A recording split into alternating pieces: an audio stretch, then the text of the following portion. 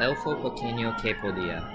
Había una vez que un elfo se llamó Rudolph y un reino se llamó Blizzard. Estaba en el Polo Norte. Nevaba por todo el año y hacía mucho frío. Rudolph quería trabajar para el taller de Santa porque es el mejor trabajo de los elfos.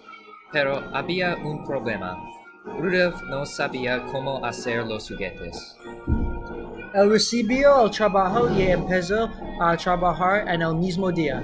En el primero, Rudolph hizo buenos regalos. Él envolvió los regalos muy bien, pero los otros elfos envolvieron mejor que Rudolph.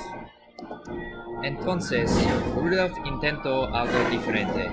Él construyó un tren con un martillo largo. De repente el tren rompió y empezó a fumar.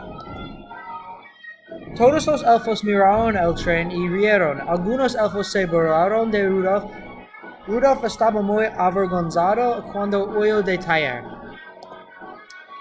Todos los afuera del taller, Blizzard lloraba cuando Rudolph dijo, creo que nosotros podemos hacer los juguetes. Entonces ellos probaron otra vez.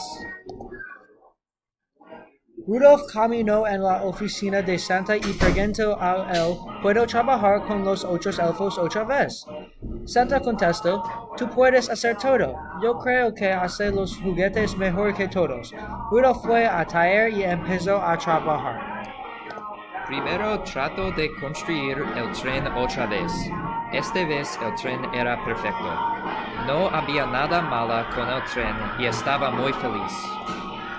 Los otros elfos estaban sorprendidos. Ellos no sabían qué hacer, luego todos se agregaron por él. En la próxima Navidad, Santa invitó a Rudolph y Blizzard a dar regalos a los niños. Fue un viaje que nunca olvidó.